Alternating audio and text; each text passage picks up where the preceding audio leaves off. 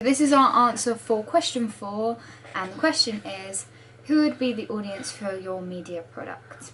Right, to start off with, we use demographic and cytographic segmentation to look into depth into our target audience. So, demographic segmentation is marketing segmentation according to age, race, religion, gender, family size, ethnicity, income, and education. That was a bit of a mouthful. Demographics can be segmented into several markets to help an organisation target its consumers more accurately. With this type of segmentation, an organisation can categorise the needs of their customers. So, in the context of film, it will just be very, very, very set in stone categories based on who you are. That is demographic segmentation. Psychographic segmentation, sometimes referred as behavioural segmentation, divides the market into groups based on not so visible characteristics such as lifestyles, attitudes, expectations and activities of your target market. Spin them around. Note that these factors can be used in conjunction with demographic segmentation. So normally a person making a product will get these two elements of segmentation, combine them to find their exact target audience member. So it will be, their target audience member will be very, very, very specific. So the value of targeting in this way comes from your ability to use specific advertising. With these, you can appeal more specifically to your target audience. Right, some of the major types of psychographic, did I even say that right? Psychographic segmentation include lifestyle.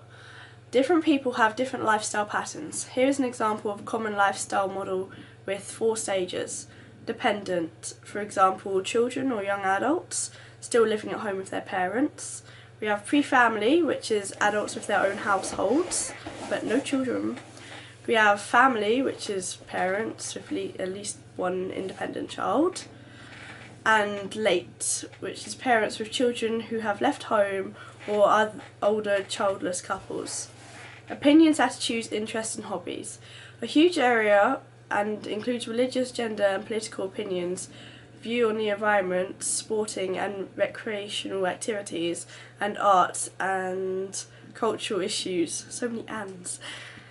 The opinions your market segments hold and activities they engage in will have a huge impact on the products and services they buy, and even how they respond to your messaging.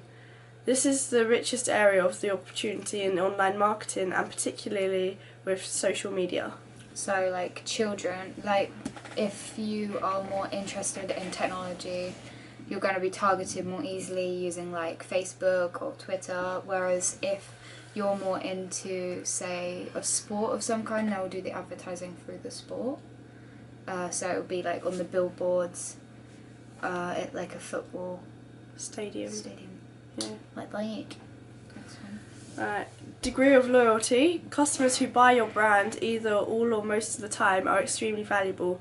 By segmenting in this way, you can adapt marketing vehicles and messaging to retain your loyal customers. I think a good example of that would be James Bond. They know their audience, they know who will watch their movies, so they specifically target these people so that because they know they're loyal consumers of the James Bond. No, they'll keep coming back for the next film. Yeah.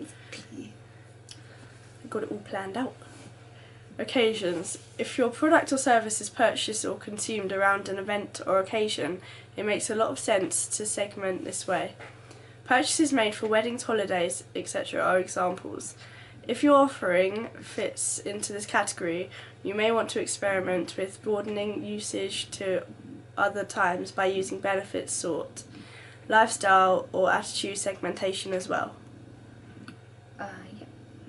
Benefit sort.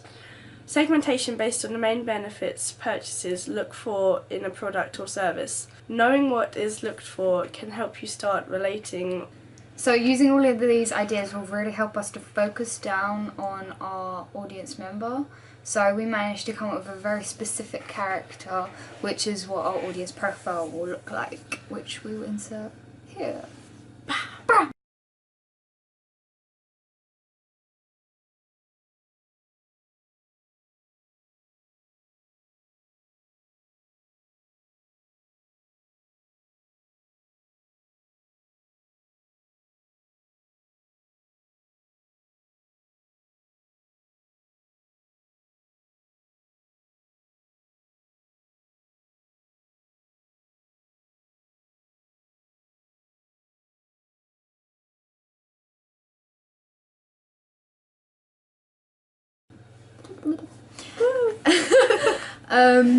So how did we decide on our target audience? So we already picked our genre.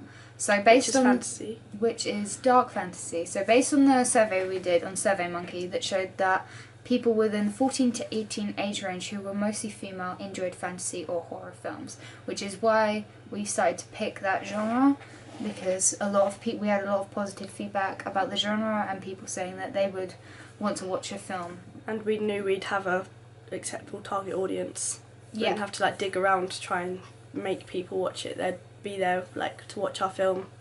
Another thing is that our movie is based on a fairy tale story, which is more stereotypically known for attracting younger female attention, but the nostalgia of being a teenager and looking back on something which was your childhood, it's just a very common thing for younger girls to younger women to enjoy. So it's again a reason why we've picked younger teenaged girls for our target audience.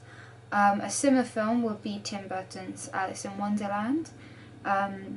This target audience is again teenagers who are female and follow pretty much the audience profile we created. It would be a younger audience, but the original Alice in Wonderland movie was for a much younger audience, and so when this movie came out, the audience who grew up with the movie would have grown up, and then they'll see the new version of this movie, which is a lot more gothic and scary, and so wouldn't be, suitable for a younger audience. But they'd still know the storyline, so they could see like where Tim Burton has twisted it to make it like enjoyable. And again, it was mostly female because of the idea that it's all fantasy and make-believe, which is stereotypically